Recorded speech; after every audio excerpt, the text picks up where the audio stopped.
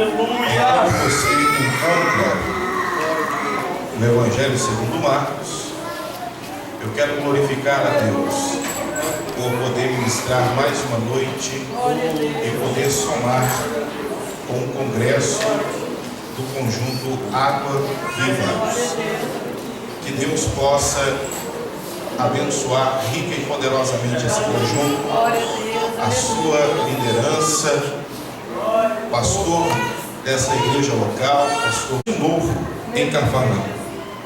E logo ocorreu que ele estava em casa. Muitos afluíram para ali, tantos que nem mesmo junto à porta eles achavam lugar, e anunciava-lhes a palavra. Alguns foram ter com ele, conduzindo um paralítico levado por 4 homens. E não podendo aproximar-se dele por causa da multidão, descobriram o eirado no ponto correspondente ao que ele estava, e fazendo uma abertura, baixaram o leito em que jazia o doente. Vendo-lhes a fé, Jesus disse ao paralítico: filho, os teus pecados estão perdoados. Mas alguns escribas estavam assentados ali e arrazoavam em seu coração: por que fala ele deste modo? Isto é blasfêmia. Quem pode perdoar pecado, senão um, que é Deus? E Jesus, percebendo em seu espírito que eles assim arrazoavam, disse-lhes: por que arrazoais sobre estas coisas no vosso coração? Que é mais fácil, dizer ao paralítico: estão perdoados teus pecados, ou dizer-lhe: levanta, toma o teu leito e anda? Ora, para que saibais que o Filho do Homem tem na terra poder para perdoar pecados, disse ao paralítico: eu te mando, levanta, toma o teu leito e vai para a tua casa. Pode ser. Meus amados, estamos em um dos 4 livros do Novo Testamento que correspondem sobre a vida e ministério da pessoa de Jesus Cristo. O Evangelho segundo Marcos faz parte de uma galeria de 4 livros no Novo Testamento que o único objetivo é falar, é mostrar, é revelar a pessoa e a obra do nosso Cristo, o qual nós pregamos e anunciamos. O Evangelho segundo Marcos, ele tem uma visão. Marcos, quando escreve este livro, ele tem um propósito este que é o mesmo dos outros 2 que vão compor uma tríade de livros que é chamado de livros sinóticos. Sinóticos, que quer dizer visão conjunta. Mas Marcos, ele quer mostrar, ele quer revelar a pessoa de Jesus Cristo um pouco diferente de Mateus, que escreve aos judeus e tem como objetivo mostrar Jesus como sendo o Rei dos Reis e o Senhor dos Senhores. A visão de Marcos, ela também quer mostrar não o que Lucas mostrou, porque Lucas, ele vai escrever aos gentios e vai mostrar Jesus como sendo o Filho do Homem. Marcos também não tem a mesma visão de Jesus que João teve quando ele escreve a igreja de Jesus Cristo e mostra Jesus como sendo o grande e poderoso Filho de Deus. Então, qual é a visão de Marcos, evangelista? A visão de Marcos está no capítulo 10 e no versículo 45 do seu livro. Porque também o Filho do Homem não veio para ser servido, e sim para servir e dar a sua vida em resgate de muitos. Qual é a visão de Marcos? É a visão de um Cristo como servo fiel. Marcos, quando escreve o seu livro, entre os anos 50 e 60 depois de Cristo, Marcos vai passar a redigir tudo aquilo que ele ouviu, tudo aquilo que ele presenciou nas pregações de pelo menos 2 de seus pastores. O primeiro pastor de Marcos foi Paulo. Com Paulo, Marcos aprendeu o que é fazer a obra missionária, o que é pregar o Evangelho, o que é percorrer as terras para anunciar o Evangelho de Jesus Cristo. Mas, depois de deixar a tutela de Paulo, ele vai para a tutela de Pedro. Pedro era um homem de oração, e com Pedro Marcos aprende o que é apacentar uma igreja, o que é orar pelas pessoas, o que é viver uma vida de graça abundante na presença de Deus. E colhendo as informações necessárias para redigir um livro, Marcos vai então complementar aquilo que chamamos de os 4 evangelhos que falam da pessoa de Jesus Cristo. Ele escreve o seu livro. E para quem ele escreve? Ele escreve para os seus compatriotas de cultura grega. E cá para nós, pregar para um grego não era igual pregar a um judeu. Pregar para um grego não era igual pregar a um judeu. Para se pregar a um judeu era necessário contar toda a história, ainda mais falando da pessoa de Jesus Cristo. Era necessário contar a história, era necessário contar a linhagem dele, era necessário falar um pouco mais sobre a família dele. Então Marcos, ele é sucinto em seu livro. E o importante do livro de Marcos é uma coisa que me chama a atenção, é que no livro de Marcos ele é tão sucinto, ele é tão objetivo, pastor Almir, que no seu livro ele redigita apenas 4 pregações que Jesus pregou, mas ele mostra 12 grandes milagres que Jesus operou. Porque para você pregar a um judeu era necessário você contar uma história muito grande, falando da linhagem. O judeu é muito metódico, gosta dessas coisas, mas o grego não gosta disso. O grego não gostava desse tipo de linguagem. O grego era assim: fala logo o que você tem que falar e eu lhe entendo. Então Marcos, ele vai usar essa linguagem com os gregos. Ele está querendo dizer logo de início no seu livro, para os seus compatriotas de cultura grega: eu quero falar para vocês de um homem que não é igual aos homens que conhecemos, porque os homens que conhecemos são homens de muitas palavras e de poucas obras, mas o homem que vos apresento é um homem que fala pouco, mas você olha para a sua esquerda, você vê milagre. Você olha para a sua direita, você vê milagre. Porque o Jesus que eu quero vos pregar é um Jesus que às vezes fala pouco, mas ele opera muito. Glórias a Deus. Agora imagina você comigo, Marcos pregando a um irmão ou uma pessoa de cultura grega. Os gregos eram evoluídos em ciência, eles eram pessoas cultas, e para Marcos pregar para eles, ele iria sofrer algumas represálias se usasse a linguagem que os judeus usam. Então ele vai usar a linguagem pertinente àquela cultura. Por isso Marcos, ele enumera 12 milagres de Jesus. Ele quer mostrar Jesus como sendo mais poderoso e maior do que a cultura e do que os grandes homens que a cultura grega oferecia. Agora imagina Marcos, imagina você comigo, Marcos pregando ao grego. O grego fala: rapaz, você veio falar de um homem, aqui a gente tem tantos, aqui tem tantos, aqui é o berço da filosofia, aqui nós conhecemos de ciência, conhecemos a matemática, aqui a gente conhece de física e química, aqui é o berço das culturas, e você vem me falar de mais um homem, rapaz? Mais um? Não, Marcos vai dizer: não, eu não vim falar de mais um, eu vim falar do homem, o homem que é maior do que a vossa cultura e que é maior do que qualquer homem que possa ter surgido na vossa cultura. Aí vem o grego, imagina você o grego olhando para Marcos e assim: como é que é? Você está dizendo que ele é maior do que nós, do que o nosso berço? Sim, ele é maior do que vocês, e a prova disso está no livro de Marcos, o que ele vai contar. E aí imagina você comigo, Marcos dizendo assim para ele: rapaz, aqui vocês sabem muito dessa coisa de física, né? Aqui a gente conhece física, porque aqui a gente inventa barco, o barco flutua. Você sabe como é que é? Aquela lei da física da densidade maior afunda, densidade menor flutua. Aí Marcos vai dizer para eles bem assim: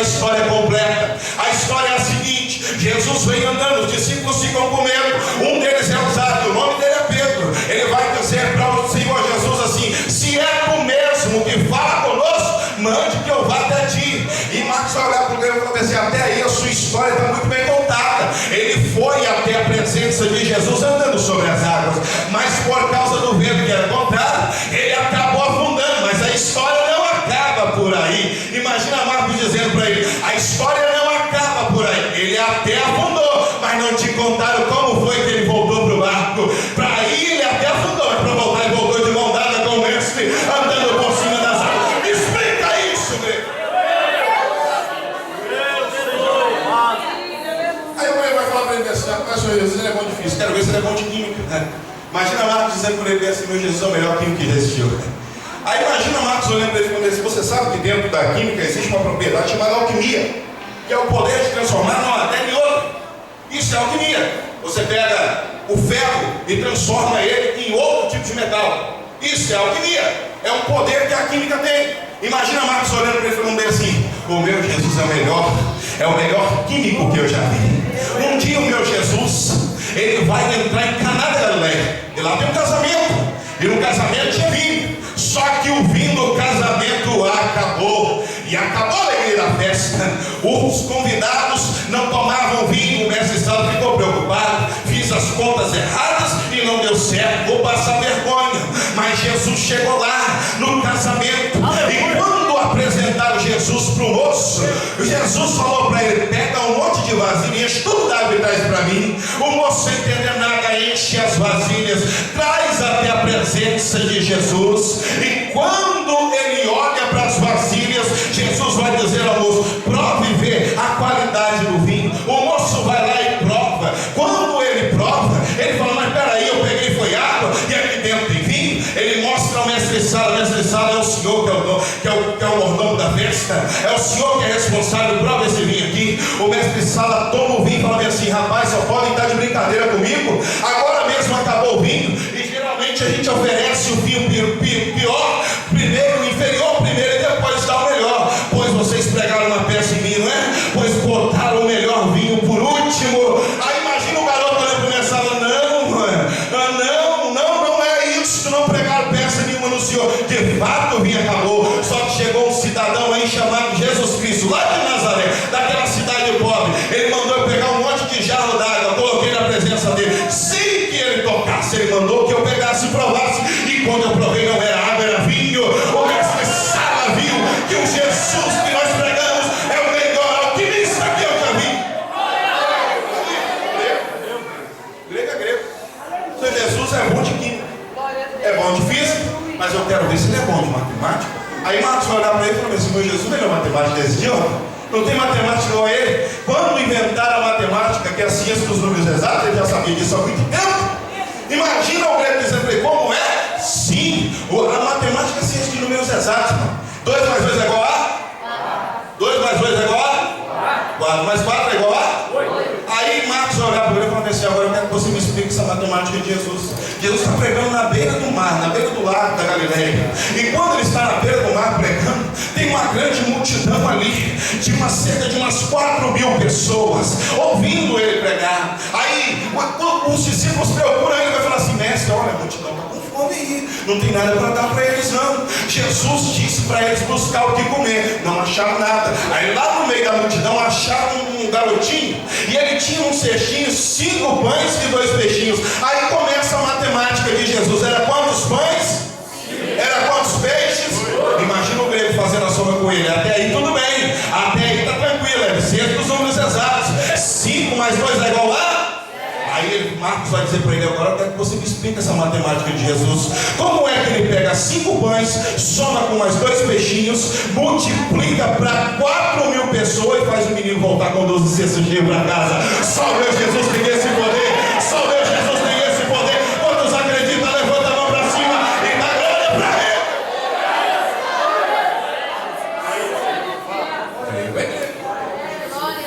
Seu Jesus é bom de química, é bom de física, é bom de matemática, pois bem, é bom de filosofia, mas eu quero ver se ele entende de coisa da roça, né? Seu Jesus é muito culto, quero ver se ele sabe de coisa da roça. Aí Marcos fala para ele assim: não tinha mais matuto que ele. Primeiro que ele nasce numa cidade pobre. Mas vou provar para você. Um certo dia, o meu Jesus está entrando em Jerusalém pela última vez, porque depois disso ele vai ser crucificado. E quando ele está entrando em Jerusalém, ele olha e avista uma jumentinha, filha de uma jumenta, amarrada no toco. Amarrada no toco, você sabe porque ela era brava. Porque se fosse pegar ela, ia montar, ela ia dar coisa, ela ia morder, porque você sabe como é que é jumento, né, igreja? Você, sim, você vai montar jumento. Eu sou de Afonso Claro, tá, irmão? Meu pai amansou jumento, eu já vi como é que é o negócio. Monta naquele bicho, aquilo morde, aquilo pula, aquilo roda com você no chão, mas não amansa. Aquele negócio é brabo. Aí imagina Marcos dizendo para o grego bem assim: pois é, grego, você sabe que amansar jumento não é coisa de qualquer um. Pois o meu Jesus entrou lá em Jerusalém, viu uma jumentinha, filha de uma jumenta, ela era 0 quilômetros, ninguém tinha montado nela, mas quando Jesus mandou buscar, Jesus monta na jumentinha, e nunca se viu uma jumentinha que marchava tão bem como ele em cima, e o povo dizia: Hosana, Hosana, Hosana, Hosana, bendito é o que vem em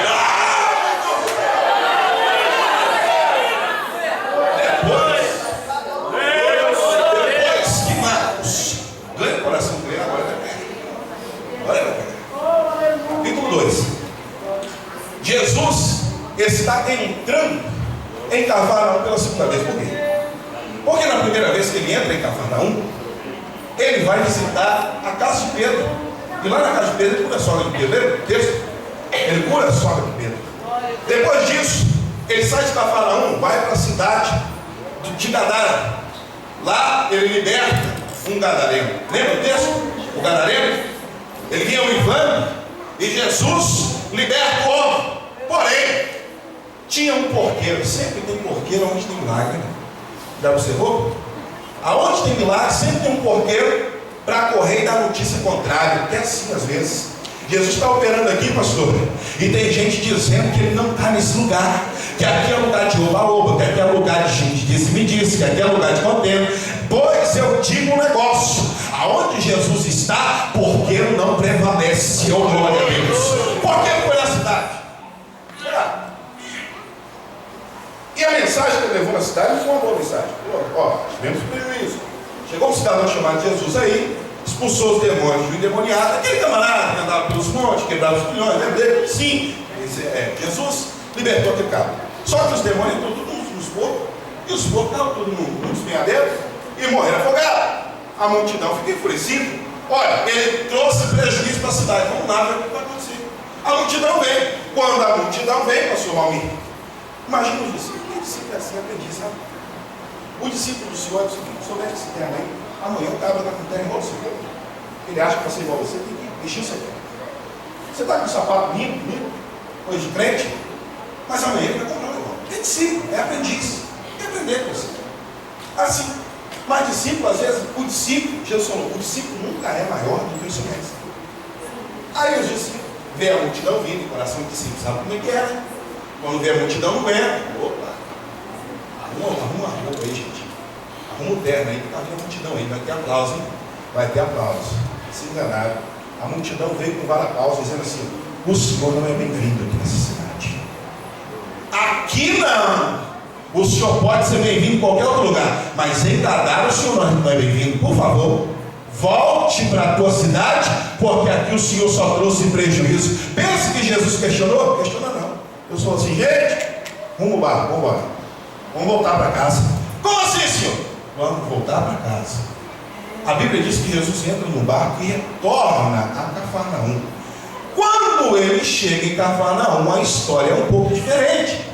Por quê? Quando souberam que ele estava em casa, teve gente na sala, teve gente na cozinha, teve gente do lado de fora, teve gente na janela, teve gente na porta. A casa estava lotada. Há uma diferença entre Gadara e Cafarnaum, é que em Gadara estão colocando Jesus para fora, mas em Cafarnaum estão chamando ele para dentro. Glória a Deus. Eu quero te fazer uma pergunta: de onde você é? Você é de Gadara ou você é de Cafarnaum? Porque em Gadara estão botando ele para fora, mas em Cafarnaum estão dizendo para ele: entra, Jesus, porque aqui o Senhor está em casa. Entra, Jesus, porque aqui o Senhor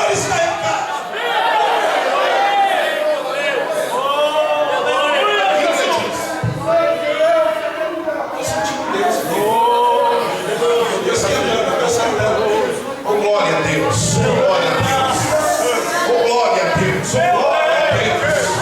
Eu estou sentindo a presença dele nessa casa, oh glórias a Deus.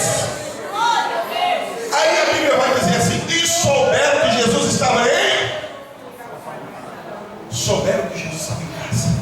Souberam que Jesus estava onde, crente? Em casa. Oh, coisa boa quando Jesus está em casa, né?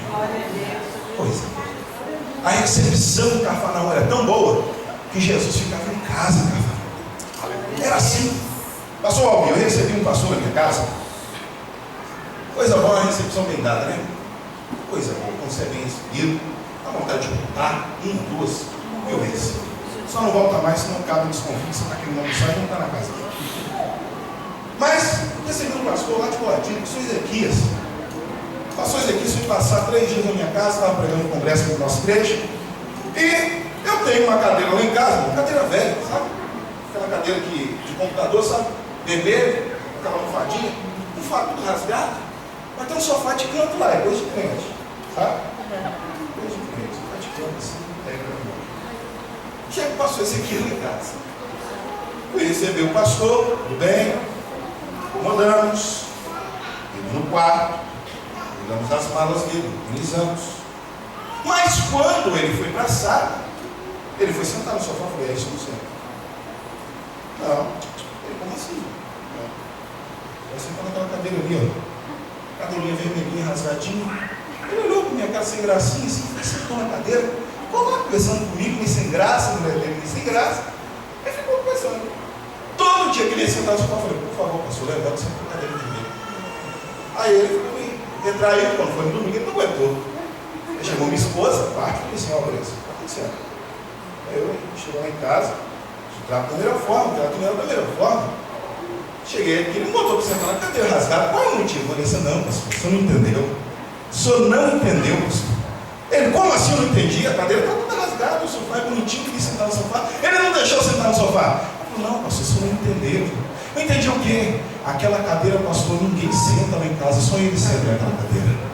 Aquela cadeira pode ser rasgada, mas é a cadeira dele, é o troninho dele lá em casa. Se ele botou o senhor para sentar naquela cadeirinha rasgada, que só ele senta, é porque ele está querendo dizer para o senhor que o senhor está sentando no melhor lugar da casa dele. Oh, glórias a Deus. Às vezes viemos para o culto, Jesus está lá no final, está lá do lado de fora, e quem está sentado nas cadeiras melhores são os homens. Está na hora de inverter a posição, está na hora de Jesus tomar a primazia dos nossos trabalhos, está na hora de Jesus tomar a primazia dos nossos púlpitos, das nossas mensagens. Estamos vivendo uma época que não se prega Jesus mais. Jesus sempre foi o centro da Bíblia Sagrada. Mensagem, louvor que não tem Jesus no centro não presta para nada. Mas eu acho que eu estou pregando para o povo aqui que Jesus está no centro da sua vida, está no centro da sua adoração, está no centro da sua igreja. Quantos tem? Quantos tem? Levanta a mão para cima e dá para ele a melhor recepção que você pode.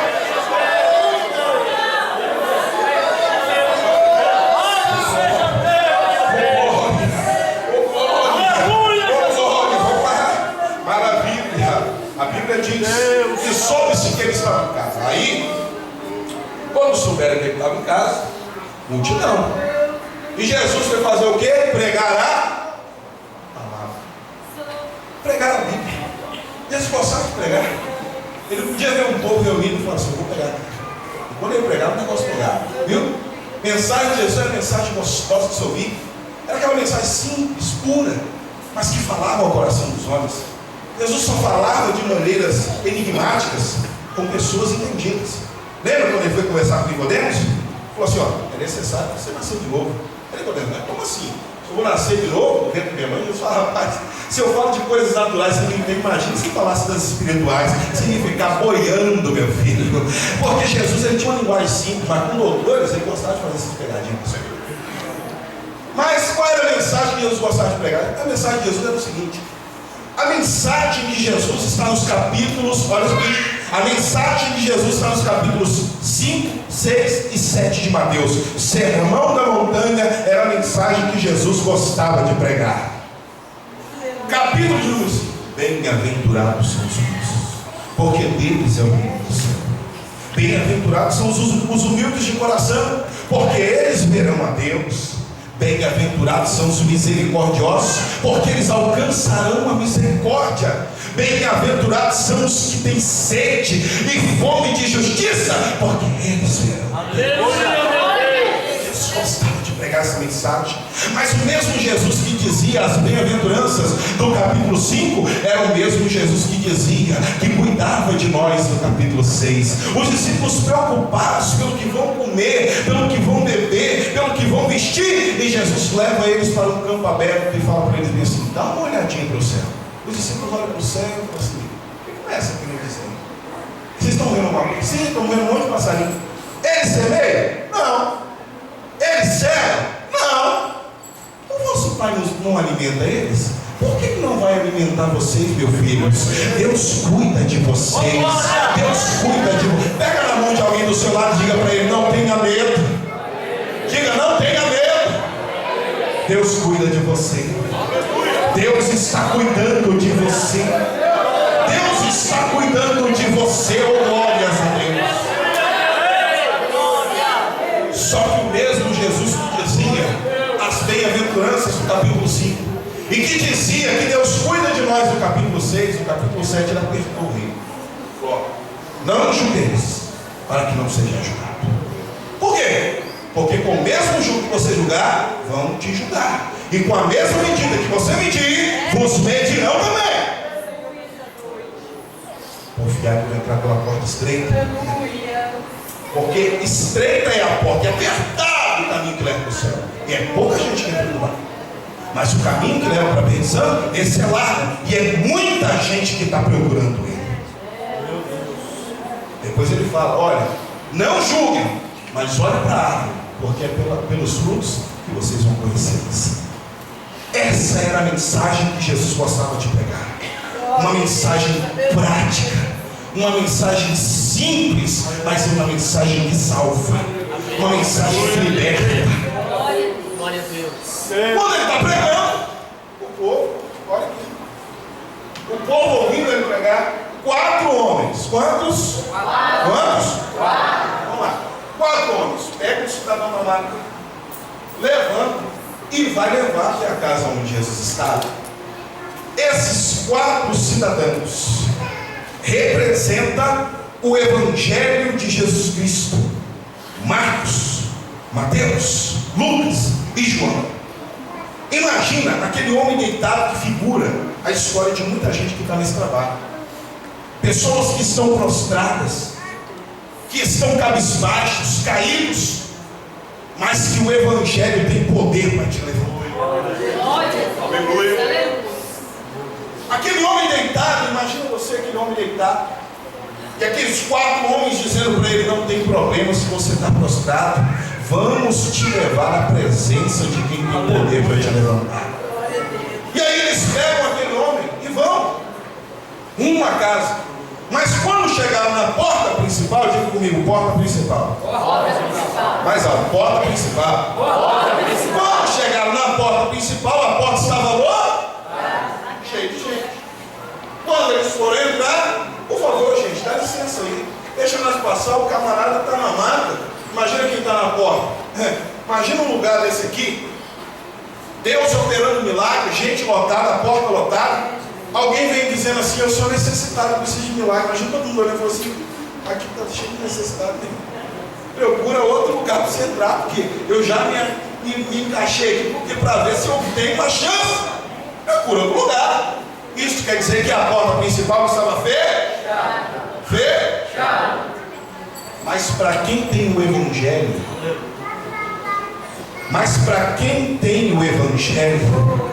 não existe porta fechada. Não existe porta fechada. Os 4 homens vão dizer: ah, é? Fecharam a porta principal? Fecharam? Fecharam? Não tem problema não. Vamos procurar outra forma. E aí o texto bíblico vai dizer bem assim, no original o texto bíblico vai dizer bem assim: e não podendo eles entrar pela porta da frente, subiram pela escada dos fundos.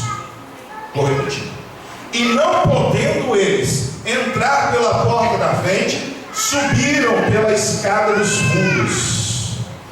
Você pode não entender agora, mas eu vou te explicar o porquê disso aqui. O texto no original é claro, tinha uma escada nos fundos. E o interessante da escada dos fundos é que ninguém vê quando você está subindo por ela. Ninguém vê quando você está escalando ela, porque ela está nos fundos.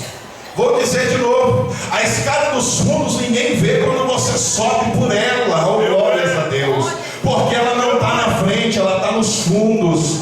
Oh, glórias a Deus. Mas a escada dos fundos, oh, glória a Deus, você pode até subir sem ninguém ver, mas quando você chegar lá em cima, todos vão ter que ver que você alcançou o topo.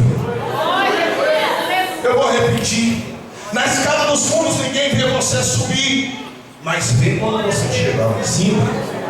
Tem gente aqui nessa noite que está escalando a escada dos fundos em sua vida. Ninguém vê você orar, ninguém vê você evangelizar, ninguém vê você buscar pessoas nas casas, ninguém vê você entrar no beco, conversar com o traficante. Está subindo escada no fundo, os homens não estão te vendo, mas o Papai do Céu está assistindo tudo, as suas atitudes. Não tem problema se o homem não vê, o meu Deus que está no céu, Ele enxerga.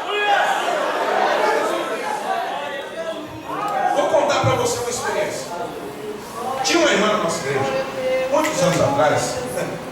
Essa irmã, ela entrava, ela tinha cadeira dela no ciclo de oração. Não sei se aqui tem isso. O lugar do ciclo de oração, aquele lugar era dela. Quando chegava na época que ela não estava na igreja, você podia ver, o lugar dela estava vazio. Ninguém sentava, era dela. Quase tinha um nome dela também. E ela sempre chegava na igreja, sentava ali e cultuava a Deus, falava em língua, chorava. Eu gostava demais dela. Mas chegou um dia que teve uma reunião, o pastor não foi assim por ousadia dele, mas ele quis dar um carro para ela, né? O senhor falou assim: olha, eu vejo a senhora sempre aí, sentada, né? A senhora, né? Eu não vejo a senhora fazer nada dentro, então eu vou te dar um carro, eu quero ver a senhora trabalhando. Ele não sabia, ele não era iniciante, ele foi dar um carro. Aí a irmã levanta do banco, fala assim: pastor, sim, meu irmão, não precisa me dar um cargo não, pastor. Como assim não, irmão? Eu quero te honrar. Não, pastor, eu já sou honrada.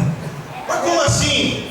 Ela olhou na reunião e falou bem assim: ei, você, quem foi na tua casa semana passada lá te buscar para você vir para a igreja? Foi a senhora. Você, minha irmã, tem quantos anos de igreja? 4. Quem foi na tua casa te visitar para trazer para a igreja? A senhora. Minha irmã, você quer ir dar presente de oração?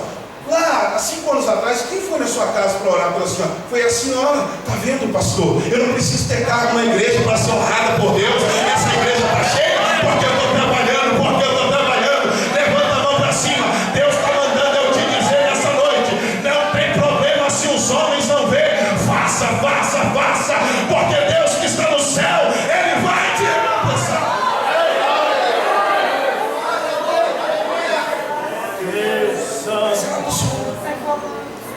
Escada dos fundos. Glória a Deus. Estou sentindo a presença de Deus muito forte aqui. Deus está nos dando uma palestra bem espiritual, falando no âmago de nossas almas.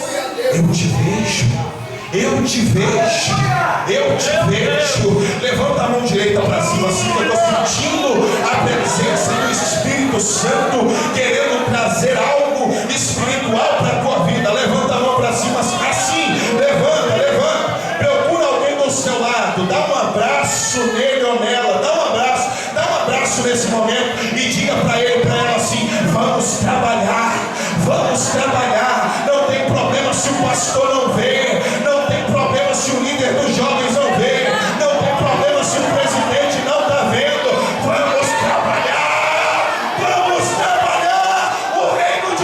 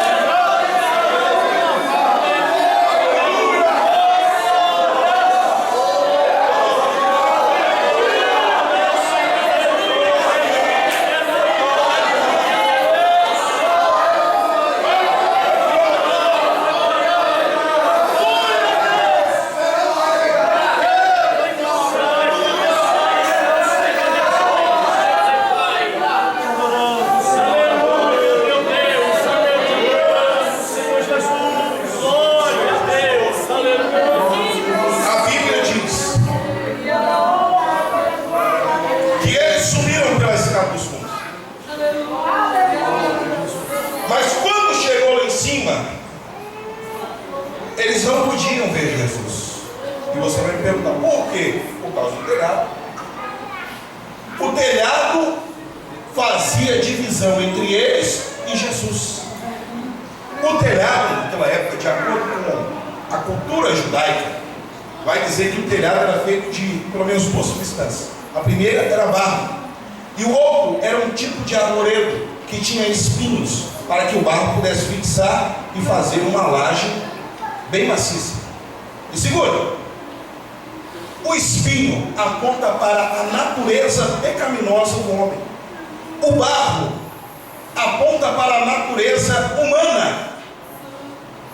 São duas coisas que impedem uma pessoa de enxergar Deus num culto como esse. Primeiro, tua natureza humana. E segundo, a tua natureza pecaminosa. Essas duas naturezas fazem com que Jesus trabalhe no culto e você fique procurando Ele igual cego perdido em tiroteio. Jesus falando e ele dizendo assim, cadê Jesus que eu não estou vendo, hein? Jesus não falou comigo ainda. Está igual o povo de Israel quando saiu do Egito. Lembra quando saiu do Egito? O pessoal passando por entre as colunas de água e olhando para Moisés e falando assim, Moisés, cadê o Deus que eu vou libertar a gente? Mas passando no meio do mar aberto. Lá do outro lado, Deus fazendo pão cair, eles dizendo assim, Moisés, cadê o Deus que falou que ia cuidar da gente? A galinha voando na cabeça deles, eles dizendo assim, cadê a carne, Moisés, que Deus prometeu? Tem muita gente assim nos nossos cultos, irmão. Jesus está abençoando, ele respira, ele trabalha, tem emprego, ele tem salário, tem uma família bonita, nenhum dos filhos dele passa mal e ele ainda fica procurando Deus no trabalho. Deus está contigo, meu amado, Deus está cuidando de você. Contrapartida, tem uns que vêm para o culto, ele recebe até aquele famoso nominho, é canela de fogo, viu? Ele não pode entrar na igreja, que ele já entra dando glória a Deus, dando aleluia, ele já abraça o irmão e fala assim, tem fogo aí, já viu? Esse crente é o tipo de crente que eu gosto, irmão. É aquele crente que entra no culto, não tem tempo ruim, o negócio está pegando na casa dele, não tem comida, está desempregado, o cheque está voltando, o cartão está lá no vermelho, não tem nada, o diabo fica lá no lado de fora, olhando para a cara dele, dizendo assim, ah lá vai o perdedor, fechei tudo, tranquei as portas, fechei tudo, mas quando ele chega aqui dentro, é a vergonha de Satanás, porque Satanás olha para a cara dele, está com um sorriso, de canto a canto, levanta a mão para cima, igual a joia, e diz assim, o Senhor me deu, o Senhor me deu, e o Senhor tomou, bendito, bendito, bendito, bendito, bendito, bendito, bendito, bendito é o nome do Senhor.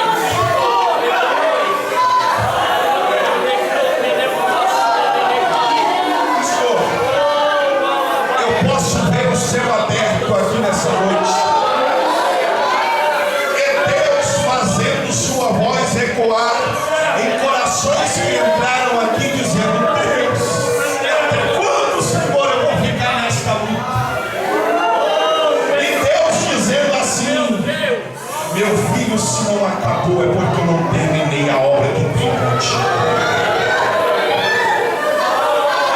Minha filha, se ainda não terminou a tua luta, é porque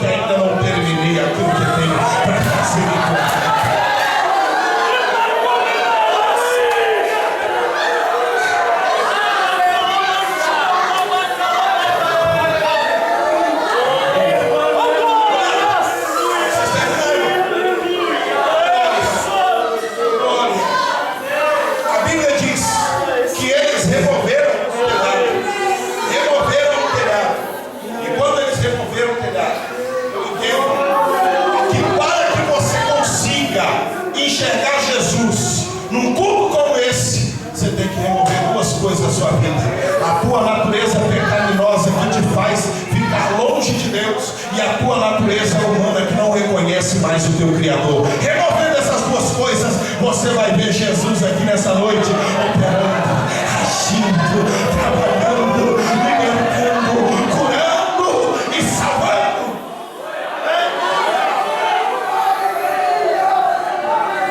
Eles removeram o telhado.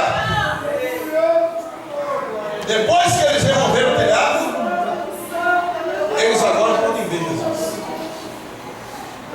Puderam ver Jesus. Diga comigo: removi o telhado, posso ver Jesus. Só que para ver Jesus, ele subiu. Para ver Jesus, ele subiu. Mais alto. Para ele ver Jesus, ele subiu. Mas para desfrutar de seus milagres, só maravilha! Acabou, aleluia! Vou repetir que teve gente que não entendeu. Para ver Jesus é subir, para desfrutar do milagre é dele. Zaqueu vai subir numa figueira brava para ver Jesus. Quando Jesus chega perto da figueira, Jesus olha e fala assim: Zaqueu, para me ver você sobe, mas sobe para desfrutar do milagre. E para que eu vá na tua casa tem que descer depressa. Desce depressa, que chegou para a tua casa. Glória! Eu sinto o Espírito de Deus.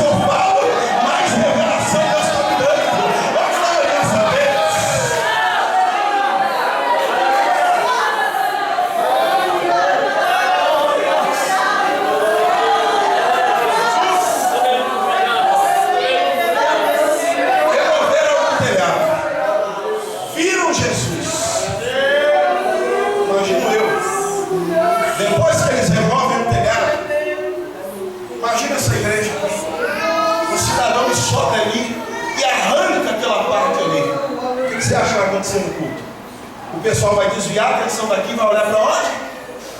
Assim. Olha só que coisa gloriosa. Olha que coisa gloriosa.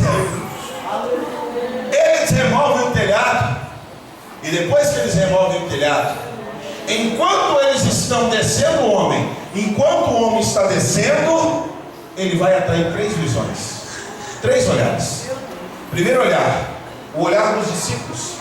Segundo olhar, o olhar dos fariseus e saduceus. E terceiro olhar, o olhar do meio e amado Jesus. Enquanto eles estão descendo, eu já vou terminando. Enquanto eles vão descendo os homens, o discípulo é assim. Ele vê você descendo na presença do mestre e fala assim: desça mesmo, porque a vitória é tua. Desça mesmo, ore mesmo, porque a vitória já está garantida, a vitória já está na tua mão.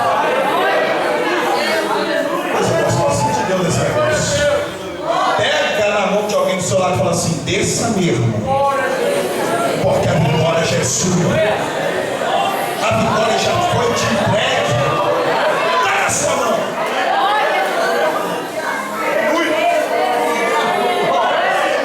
Só que nesse mesmo culto tinha fariseu e saduceu. Não sei para que descer esse homem aí. Enquanto eles estão vendo o homem descendo, Jesus falou assim: virou! Ó, perdoados são seus pecados. Aí fariseu e saduceu está no culto, não entende nada, fala assim: não pode ele dizer um negócio desse, que ele perdoa pecado? Pelo que nós sabemos, só Deus pode perdoar pecado. Aí Jesus entra como advogado do homem que está descendo. Aí ele vai falar assim: peraí, montar o tribunal aqui agora no culto? Para ficar indagando quem pode ser perdoado e quem não pode? Pois eu sou o advogado dos advogados e vou defender a causa disso acontecendo. Porque vocês arrasou em vossos corações dizendo assim: quem é este para perdoar pecado? E eu vou fazer duas perguntas para vocês. O que é mais fácil dizer para esse homem: perdoados são os seus pecados? Ou dizer para ele: levanta, toma a tua caminhada? E aí? Responda. Porque vão ficar te criticando, irmão. Vão criticar teu ministério, vão falar mal de você, até Jesus se apresentar do seu lado. Porque quando Jesus chegar do seu lado, o fariseu e o saduceu tem que calar a boquinha. Porque o advogado dos advogados, quando entra em ação, meu irmão, Satanás tem que ficar quietinho. Porque tudo que ele falar vai ser para vergonha dele. É assim, está na prova, o camarada está metendo o dedo em você. Quando Jesus te abençoou, rapaz, Deus era pedido, ó, fechou, irmão. Estamos juntos. A vitória é tua, mas por trás estava te metendo além. Agora não tem glória a Deus, hein? Mas vamos lá.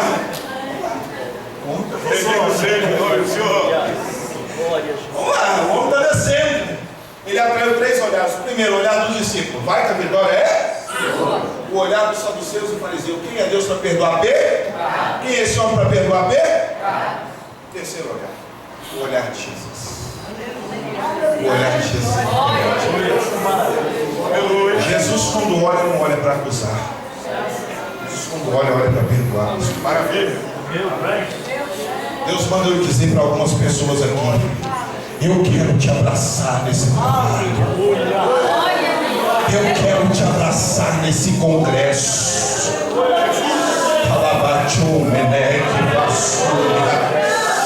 Você se afastou, mas eu estou de braços abertos para te receber esta noite.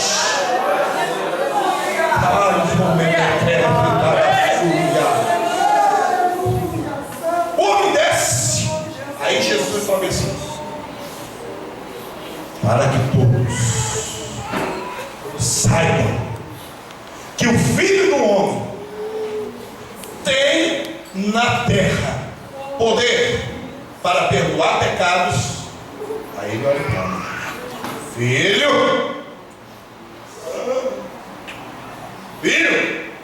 a ti te digo, digo o que? Levanta agora, pega a tua cama e vai embora para tua casa. Vai embora para tua casa. A ciência explica: paralisia, a paralisia daquele homem é no corpo todo. Paralisia, quando ela é local, isso quer dizer que alguma parte do cérebro da pessoa não está funcionando bem. Mas quando ela é total, corpo mórbido, é porque o encéfalo parou de funcionar. Quem é o encéfalo? O mediador entre a coluna vertebral e o cérebro. É ele que fala para a coluna assim: ó, o cérebro mandou se andar. Mas se ele não falar, não vai nada. O encéfalo dele morreu. Agora imagina a palavra de Jesus entrando no ouvido. Imagina. Deus fala assim: levanta, toma tua caminhada. A palavra entra no ouvido. O ouvido manda para o cérebro. O cérebro processa essa palavra. Levanta, toma a tua cama e anda. Levanta, toma a tua cama e anda. O cérebro vai mandar a mensagem para os neurônios. E os neurônios em uma eletricidade dizendo: levanta, toma caminhando, levanta, toma caminhando, levanta, toma caminhando. Agora é hora do neurônio falar com o encéfalo. O neurônio: levanta, toma tua caminhando. Mas ele está morto. Imagina, o cérebro do camarada. Mas ele mandou levantar. Levanta, toma a tua caminhanda. O encéfalo daquele homem que tinha morrido ressuscita e vai dizer para a coluna: coluna, oi! Ele mandou dizer para ele levantar e andar. Dá um jeito de levantar esse homem. O homem levanta, levanta, levanta. Sai andando, sai andando, sai andando, sai andando, sai andando, sai andando, sai andando. Levanta a mão, levanta a mão. Sai andando, sai andando, sai andando, sai andando.